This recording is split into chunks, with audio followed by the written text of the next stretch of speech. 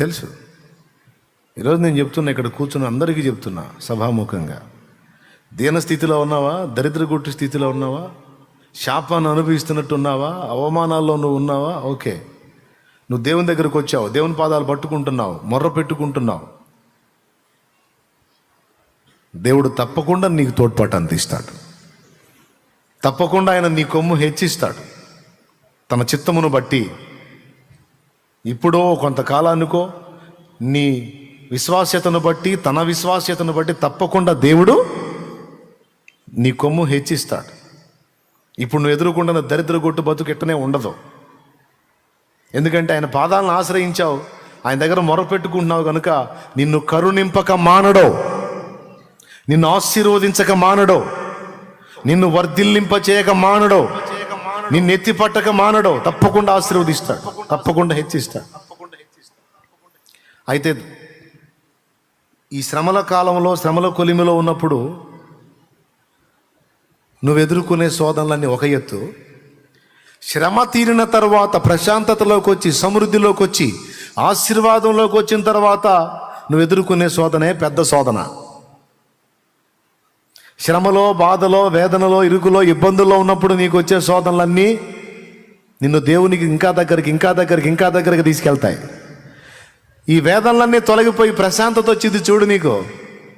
ఏ నొప్పి లేకుండా, ఏ ఇబ్బంది లేకుండా హాయిగా జీవితం తొలిపోతూ ఉంటుంది చూడు, అప్పుడు నీకు డేంజర్. అదే నిజంగా నీకు, నాకు, మనందరికీ శోధన గడియ, శోధన కాలం. ఎందుకంటే శ్రమ మనల్ని దేవునికి దగ్గర చేస్తే, ప్రశాంతత, సుఖం మనల్ని దేవునికి దూరం చేసి లోకానికి దగ్గర చేస్తాయి. అర్థమైందా? దేనికి దగ్గర చేస్తాయి? ఇప్పుడు ఏ నొప్పి లేదు, ఏ బాధ లేదు. శ్రమలో ఉన్నప్పుడు మన ప్రార్థనా జీవితం కానీ, పరిశుద్ధ జీవితం కానీ, దేవుని భయం కానీ, మోకాళ్ళ అనుభవం కానీ, దేవుని సన్నిధికి కాచుకోవటం కానీ, రాత్రి మగళ్ళు గోజాడటం కానీ, శ్రమలో ఉన్నప్పుడు సమృద్ధిగా ఉంటాయి ఇవి. శ్రమ తీరిన తర్వాత చూడు, ఒకసారి ఒక జోక్ చెప్తాను, గుర్తొచ్చింది నాకు. దైవజనుడి దగ్గరికి, నాకు తెలిసిన పెద్ద ఆయన ఒక ఆయన ఉన్నాడులే, ఆయన దగ్గరికి ఒక గుండోడు వచ్చాడంట. గుండోడు అంటే జుట్టు ఉంది, గుండు కొట్టించుకొని వచ్చాడు. గుండు కొట్టించుకొని వస్తే, ఎవరు బాబు ఏందంటే, అన్నా నీతోనే ఉండాలనుకుంటున్నానన్నా, జీవితంలో ఎంత చేసినా ఏం చేసినా అంతా మాయే కదన్నా, కొంతసేపు కనపడి అంతలో మాయమైపోయి ఆవిర్లాంటి బతుకులే కదన్నా మన బతుకులు. కాబట్టి ఇక నా జీవితం దేవునికి అంకితం చేద్దాం అనుకుంటున్నాను అన్న. ఇక నువ్వు ఎటు పోతే అటు రావాలనుకుంటున్నాను, నీకు పొద్దుగూకులు ఇక దేవుడి సేవే చేయాలనుకుంటున్నాను అన్న అన్నాడు. అంటే ఆయన అన్నాడు, నిజంగానే ఈ మాటలన్నీ అంటున్నావు అంటే నిజంగానే అంటున్నాను అన్న. సరే ఉండు, నాకున్నదే నీకు కూడా పెడతాను, తిని సేవ చేద్దాం. సరే నువ్వు ఆశించావు కదా, అంతే చేద్దామని పాప ఆయన ఇటు పోతట్టు తీసుకెళ్ళేవాడంట. ఇక పోయాడు. ఎక్కడన్నా సేవ చేసి అలిసిపోయి ఒక పూట పండుకున్నాడు అనుకో, వస్తాడంట. అన్నా నవ్వు ఏది పండుకున్నా? దైవజనుడు పండుకోవచ్చా? దైవజనుడు పండుకుంటే ఆత్మల సంగతి ఏందన్నా? నశించిపోతున్న ఆత్మల సంగతి ఏంది? మనం పండుకోవచ్చా? పని చేయకుండా భోజనం చేయొచ్చా? లే పదలే అని లేపేవాడంట. మరి దైవజనుడికి అవమానం కదా. ఇదేంద్రా, విశ్వాసం వచ్చి నాకు చెబుతున్నాడు, విశ్వాసి నిద్రమొహం వేసుకొని నిద్రపోతుంటే నేను లేపాలి. విశ్వాసి ఏం చేస్తుంటే నిద్రమొహం వేసుకొని నిద్రపోతుంటే విశ్వాసి నేనేం చేయాలి? స్తోత్రం చెప్పండి మీరు. నేను నిద్ర లేపాలి. విశ్వాసి బాధ్యత రాహిత్యంగా ఉంటే, జీవితం దాని విలువలు తెలిసిన నేను వాడికి చెప్పి వాడిని ప్రేరేపించి ప్రోత్సహించాలి సేవకి. అట్లాంటి వీడొచ్చి నాకు చెబుతున్నాడు, చిచ్చి వీడి చేత చెప్పించుకుంటున్నాను ఏంటి నేనని. పాపం తెంపు లేకుండా, ఖాళీ లేకుండా తిరుగుతున్నాడంట సేవకి. వీడి పక్కన ఉన్నంతసేపు ఎందుకంటే మళ్ళీ వీడు పక్కన ఉన్నప్పుడు ఆయన ఒక దగ్గర ఉండి ఒక పూట రెస్ట్ తీసుకున్నట్టు వీడు ఎవరుతాడు మళ్ళీ వచ్చి అన్నో ఏంది నువ్వు ఖాళీగా ఉన్నావు అంటాడుగా. వీడి చేత నేను ఈ మాట ఎందుకు అనిపించుకోవాల్సి అని ఆయన పాపం రాత్రింబగళ్ళు తెంపు లేకుండా పొద్దున ఒక కోటం, సాయంత్రం ఒక కోటం, మధ్యాహ్నం ఒక కోటం నడు తిరిగాడంట వీడి దెబ్బకి. స్తోత్రం చెప్పండి. పక్కన వాళ్ళు ఒకసారి చూడండి, చేతులు కలపండి, బాగున్నారా అని. కరోనా భయం వెళ్ళలేదుగా. వీడి దెబ్బకి రెస్ట్ లేకుండా తిరుగుతున్నాడు ఆయన. ఈ పక్కన ఉంటా ఒకరోజు సడన్గా మాయమైపోయాడు. వీడు కనపట్టల్లా. ఎవరు? గుండోడు కనపట్టల్లా, మాయమైపోయాడు. అయ్యా బాబు ఎవరన్నా గుండు చేసుకున్నాడు తిట్టవాక, మిమ్మల్ని ఉద్దేశించి కాదు. వాడు కనపట్ల. ఏందిరా వీడు భక్తుడు కనపట్టలేదు గుండోడు, నన్ను అసలు కూర్చొని లేదు, నిలబడి లేదు, ఆత్మలు అన్నాడు, నశించిపోతుంది అన్నాడు, భారం అన్నాడు, జీవితం ఇక దేవుడికి అంకితం అన్నాడు, అన్నీ చెప్పి వీడేంద్ర అడ్రస్ దొరకలేదు అనుకొని కొద్ది రోజులు చూశాడు. వాడు కనపడలా. మరి కొంతకాలం తర్వాత ఒక ప్రాంతానికి వెళ్తే అక్కడ సెంటర్లో కూర్చొని గుండోడు బీడి తాగుతున్నాడంట.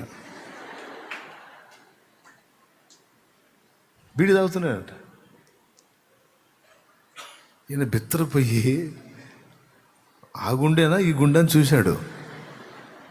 ఆ గుండె దగ్గరికి పోయంట. బాయ్ దగ్గరికి పోయి చూశాడు. అన్నా వందనాలన్నా అన్నాడంట బీడి అక్కడ పడేసి. ఏందిరా నువ్వు చేస్తుంది? అన్నా ఈ జీవితం యేసు ప్రభుకి అంకితం అని వస్తేవి.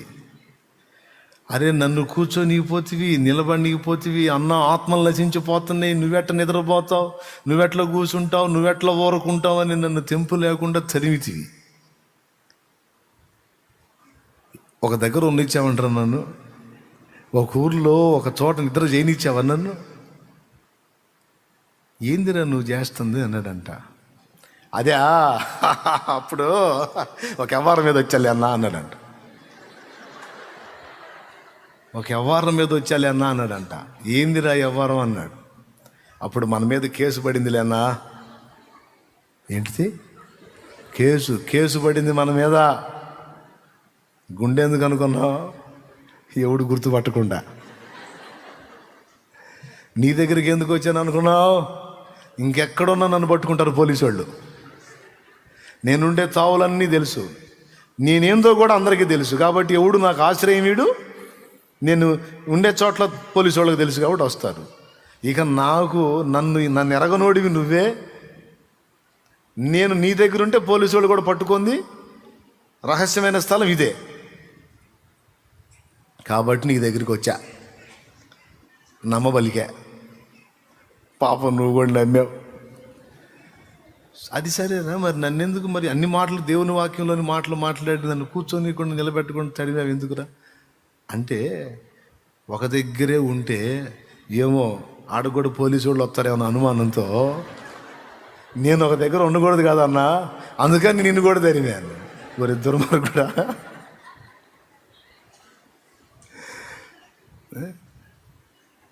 చూడు వాడి భద్రత కోసం వాడు ఏ మాటలు చెప్పాడో చూడు. దేవుని మాటలో, దైవజనుడు నువ్వు అసలు పని చేయకుండా భోజనం చేయొచ్చా? చూసారా? వాక్యం ఎరిగిన గుండోడు. దేవునికి స్తోత్రం కలుగును గాక. హల్లెలూయా. బాధలలో ఉన్నప్పుడు వచ్చాడు వాడు, తలదాచుకున్నాడు, ఆ వాడుకున్నాడు. అయిపోయిన తర్వాత వాడు ఎక్కడ కనపడ్డాడు, ఏ స్థితిలో కనపడ్డాడో చూడండి. కొంతమంది భక్తి ఇలానే ఉంటుంది. శ్రమగా ఉన్నప్పుడు, సమస్యగా ఉన్నప్పుడు, ఇరుకుగా ఉన్నప్పుడు, ఇబ్బందిగా ఉన్నప్పుడు, వేదనలో ఉన్నప్పుడు, రోదంలో ఉన్నప్పుడు దేవునికి సమీపంగా వస్తారు. అన్ని విషయాల్లో దేవునికి విధేయత చూపుతారు. మనుషులతో మనుషుల నాటకాలు కాదు, దేవునితో పెద్ద పెద్ద నాటకాలు జరుగుతాయి. తెలుసా మీకు? మనుషులతో మనుషుల నాటకాలు ఆడితేనన్నా మనుషులు అడుగుతారు. అప్పుడు అగసాట్లో ఉన్నప్పుడు తీయగా వచ్చావుగా నా దగ్గర అన్ని దోచుకొని పోవటానికి, బుద్ధి లేదా అని అడుగుతారు కదా. మనుషుల దగ్గర జరిగే నాటకాల కంటే కూడా దేవుని దగ్గర ఇంకా పెద్ద పెద్ద నాటకాలు జరుగుతాయి. దేవుడు అడగడు కదా. ఏమ్మా ఆ రోజు వచ్చావు, ఎన్ని మాటలు చెప్పావు, ఇక ఈ జీవితం పెరుగుకి అంకితం అని పెద్ద పెద్ద మాటలు మాట్లాడావు. ఎరా అబ్బాయి, ఈ జీవితం ఈ జీవితం ఇక ఏమైపోయినా ఇక ఆయనే ఎగిరి చెప్పావు.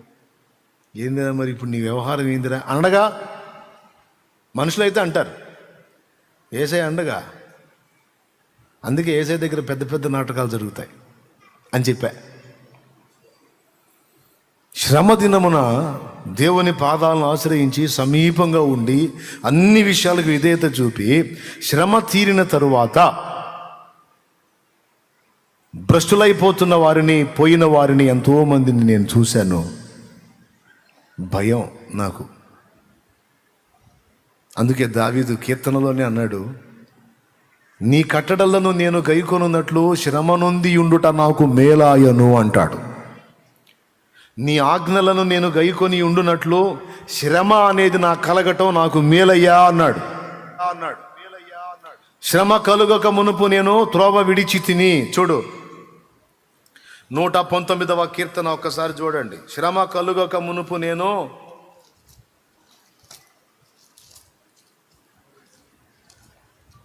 119వ కీర్తన 67 చదువమ్మా. శ్రమ కలగక మునుపు నేను త్రోవ విడిచితిని, ఇప్పుడు నీ వాక్యమును అనుసరించి నడుచుకొనుచున్నాను. దేవునికి స్తోత్రం కలుగును గాక. ఎప్పుడు విడిచాడంట? శ్రమ కలుగక మునుపు త్రోవ విడిచాడట. శ్రమ కలిగినప్పుడు త్రోవలోకి వచ్చాడంట. ఇప్పుడు చెప్పండి, శ్రమ మేలా కీడా? ఎప్పుడు బయటపడతాను అంటారు. ఓకే, తప్పకుండా నిన్ను బయట పడేస్తాడు దేవుడు, సందేహమే లేదు. అయితే ఒక్క మాట, శ్రమలో ఉన్నప్పుడు నువ్వు ఉన్న దీనత్వము, తగ్గింపు, పరిశుద్ధత, ప్రార్థన, దేవునికి చూపే విధేయత, ఇవన్నీ శ్రమ తీరిన తర్వాత ఉంటాయా? గ్యారెంటీ ఉందా? ఉంటే చెప్పు. డౌట్ లేదన్నా, ఇంకా ఎక్కువ చేస్తానన్నా. కొంతమంది బాధతో చెబుతారు, అసలు ఈ బంధకాలు ఉన్నాయి కానన్నా, అసలు ఈ బంధకాలు కూడా లేకపోతే అసలు ఇక పొద్దుస్తమాను ఇక అదే పనిలో ఉంటానన్నా అంటారు. నిజంగానే బంధకాలు దేవుడు తీసేస్తే కనపడేది కూడా కనపడకుండా తిరుగుతుంటారు. ఇక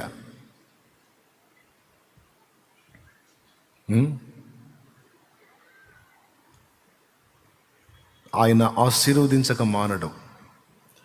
ఏ కొంచెం నమ్మకంగా ఉన్నా ఆ నమ్మకాన్ని బట్టి బ్లెస్ చేయక మానడం.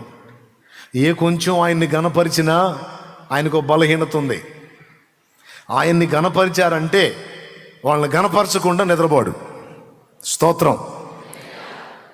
ఇప్పుడు మనందరం కలిసి ఆయన్ని మయంపరచాలి లెక్క, కానీ ఆయన రివర్స్ మాట్లాడుతుంటాడు మనతో. నేను నీకు మంచి పేరును ఖ్యాతిని రప్పించేదను అంటాడు. నేను నీకు ఖ్యాతిని మంచి పేరును రప్పిస్తా, దేశం యొక్క ఉన్నత స్థలముల మీదికి నిన్ను ఎక్కిస్తానంటాడు.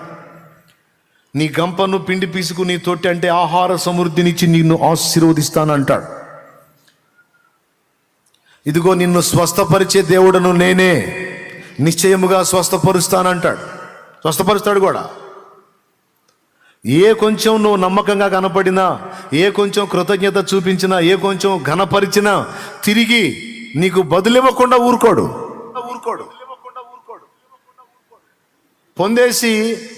పొందేసి అలా వదిలేసేవాడు కాదు ఆయన. అది వచ్చింది సమస్య. సౌలు నమ్మకంగా ఉన్నాడు, రాజును చేయకుండా ఉండలేకపోయాడు. దావీదు నమ్మకంగా ఉన్నాడు, రాజును చేయకుండా ఉండలేకపోయాడు. ఏమర్థమైంది ఇప్పుడు మీకు?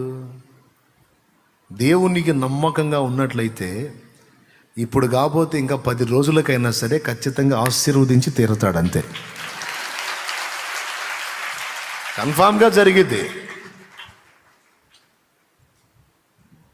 ఇందులో పక్షపాతం ఏమి లేదు. మళ్ళా తన ఎడల భయభక్తులు నిలిపి, తనకు విధేయత చూపి, తనను ప్రేమించే వారందరినీ కూడా ఆయన ఆస్తికర్తలుగా చేస్తాడు నిశ్చయంగా. అబ్రహామును అన్ని విషయాల్లో ఆశీర్వదించను అని ఉంది. అన్ని విషయాలంటే స్పిరిచువల్గాను, సంతానపరంగాను, భౌతికంగా కూడా. ఉండటానికి, తినటానికి సమృద్ధినిచ్చాడు. దాసదాసి జనాంగం ఇచ్చాడు. ఇంట పుట్టి అలవర్చబడిన వాళ్ళే 318 మంది యోధులు ఉన్నారు. అంటే ఒక మినీ సైన్యాన్ని రన్ చేస్తున్నాడు ఆయన. ఒక రాజుకు తగినంత ఐశ్వర్యవంతునిగా హేతు కుమారులు ఏం మాట్లాడారు? మా మధ్యన నీవు మహారాజువై ఉన్నావు అన్నారు అబ్రహాముని. బాయ్ నేనంతా ఆత్మ సంబంధంగా దీవించేవాడినే కానీ ఇగో ఆ శరీర సంబంధంగా నేనేం చేయను అనలా. ఆత్మ సంబంధంగా దీవించాడు, శరీర సంబంధంగా కావలసినవి కూడా ఇచ్చాడా? ఇలేదా? ఖచ్చితంగా ఇస్తాడు. మళ్ళీ చెప్తున్నా, అందరికీ ఒక్కసారి చెప్తున్నా, సోదరి సోదరులారా, లైవ్లో ఉన్న వాళ్ళకి కూడా చెప్తున్నా, నువ్వు ఎన్ని రకాల ఇరకాటాల్లో, ఎంత ప్రెజర్లో, ఎంత ఒత్తిడిలో, ఎంత వేదనలో ఉన్నావు, వాటన్నిటి నుంచి నిశ్చయముగా దేవుడు విడిపిస్తాడు. నిన్ను ఆశీర్వదించేది ఖాయం. నీ తలనెత్తేది ఖాయం. ఈరోజు నీకే లేక ఫుడ్కు లాటరీ కొడుతున్న స్థితిలో నువ్వు ఉండొచ్చు. నీ చేత 10 మందికి హెల్ప్ చేపిస్తాడు ఆయన. నువ్వు 10 మందికి పెట్టగలిగే స్తోమత నీ చేతికి ఇస్తాడు ఆయన. ఈరోజు నీకే వస్త్రం లేదు సరిగా, నువ్వు 10 మందికి బట్టలు ఇవ్వగలిగే కెపాసిటీ, ఆ సమృద్ధి నీకు ఇస్తాడు ఆయన. ఈరోజు నిన్నే ఆదరించే వాళ్ళారు, అనేకులు నిన్ను ఆదరించినట్లు నీవు అనేకులను ఆదరించినట్లు ఆయన చెయ్యగలడు. ఆయనకి సాధ్యం కాదా ఏంది? చేత కాదు దేవుడికి నిన్ను లేవనెత్తటం. అయితే ఇప్పుడున్నట్లే శ్రమకాలంలో నీవు ఉన్నట్లే నెమ్మది కాలంలో ఉండగలవా? ఆ మైండ్ నీకుందా అనేది ఇక్కడ ప్రశ్న. ఆయన వెతుక్కుంటాడని తెలుసా మీకు? బ్లెస్ చేసి, ఆశీర్వదించి, బాగు చేసి టెస్ట్ చేసుకుంటాడు. బ్రదరు ఈ బాగుపడ్డాడు కదా, అంతకుముందు దీనంగా మొరపెట్టాడు కదా, ఇప్పుడు లైన్లోకి వచ్చాడు కదా, ఎట్టున్నాడని కనిపెడతాడు. అట్ట ఎందుకు కనిపెడతాడులే అనవాకండి, ఖచ్చితంగా కనిపెడతాడు. అంతకు ముందున్నట్టే ఉన్నాడా, లేకపోతే ఏమైనా తేడాలు వచ్చినాయి అని ఖచ్చితంగా చూసుకుంటాడు. ముగ్గురు చూపిస్తాను మీకు బైబిల్లో, ముగ్గురిని. సింపుల్. యోహాను సువార్త 9లో ఒకడు కనపడతాడు, యోహాను సువార్త 5లో ఇంకొకడు కనపడతాడు, మత్తయి సువార్తలోను లూకా సువార్తలోను ఒకడు కనపడతాడు. స్తోత్రం. యోహాను 9లోనేమో పుట్టినది మొదలుకొని గుడ్డివాడైన మనుషుణ్ణి ప్రభువు స్వస్థపరిచి తర్వాత వాడు ఏం చేస్తున్నాడో, వాడు ఎలా ఉన్నాడో మళ్ళీ వాడిని వెతుక్కుంటా పోతాడు. యోహాను సువార్త 9లో పుట్టినది మొదలుకొని గుడ్డివాడండి, ఉమ్ము ఊసి బురద చేసి ఆ బురదను వాడి కళ్ళకి రాసి సిలోయమను కోనేట్లోకి వెళ్ళి కళ్ళు కడుక్కో చూపు పొందుతామని పంపిస్తాడు. చూపు వచ్చింది. చూపు వచ్చినందుకు గాను ఊరోళ్ళు మనోడిని నిలబెట్టి పంచాయతీ పెడతారు. పంచాయతీ ఎందుకంటే చూపు వచ్చినందుకు కాదు, ఆ చూపు యేసు ప్రభు ఇచ్చాడు అన్నందుకు. పంచాయతీ మీటింగ్ పెడతారు. పెట్టంటారు, ఆయన ఏదో ఉమ్మూసాడు, బురద చేశాడు, ఆ బురద కళ్ళకి రాశాడు, నాకు చూపు వచ్చిందని అన్నీ చెప్పవాకు. దేవుడు నన్ను స్వస్థపరిచాడని చెప్పు, దేవుణ్ణి మయంపరచు, యేసును కాదు. యేసును గురించి నువ్వు సాక్ష్యం ఇవ్వద్దు అంటారు ఆ ఊర్లో వాళ్ళు. అయ్యా దేవుడే, బాగు చేసినోడు దేవుడే, ఇదిగో నన్ను ముట్టినవాడు యేసు దేవుడే, ప్రభువే. దైవశక్తి ఆయనలో లేకుండా ఆయన ఉమ్మికి గుడ్డివాడి కళ్ళు తెరవగలిగే శక్తి ఎక్కడి నుంచి వచ్చింది? కాబట్టి ఆయన దేవుడే, ప్రభువే, నా కళ్ళు ఇచ్చినటువంటి సృష్టికర్తే అని వీడంటే తలా ఒక మాటని వాడిని నానా బీభత్సం చేసి చివరికి ఊళ్ళో నుంచి వెలేస్తారు. మేలు పొంది నాకు సాక్షిగా ఉన్నాడా, లేకపోతే మేలు పొంది ఎంత చెడ్డ ఊరు కావాలే, మనోళ్ళు కావాలే అని నాకు హ్యాండ్ ఇచ్చి వాళ్ళని సెట్ చేసుకున్నాడా? అయితే మనోడు ఊరికడ్డం తిరిగాడు, ఊరికడ్డం తిరిగాడు. ఏయ్ మర్యాదగా చెబుతున్నాం, పద్దాకలా ఆ యేసు నా కళ్ళు ముట్టాడు, నాకు చూపు వచ్చింది అని ప్రచారం చేశావంటే ఇప్పటికే అతని గురించి బాగా ప్రచారం జరుగుతుంది. ఆయన మెస్సియా అని అదని ఇదని అంతా ఇంత రకరకాల ప్రచారాలు చేస్తున్నారు. మాకు ఒళ్ళు మండుతుంది. ఇప్పుడు కొత్తగా నువ్వు ఒకటి తయారయ్యావు, అదేమంటే నా కళ్ళు బాగు చేశాడు అంటున్నావు. ఇప్పుడు ఉన్న వాయింపుడికే ఆయన గురించి రకరకాలుగా మాట్లాడుతుంటేనే మా చెవులు వాసిపోతున్నాయి. మళ్ళీ నువ్వు ఒకటిగా బయలుదేరి నాకు చూపించాడని బయలుదేరావు. ఇంకా ఎక్కువైపోయింది. మా వల్ల కాదురా, తట్టుకోలేము. కాబట్టి యేసు కావాలా, మేం కావాలా? యేసు కావాలా, ఊరు కావాలా? చెప్పు. నాకు యేసే కావాలా.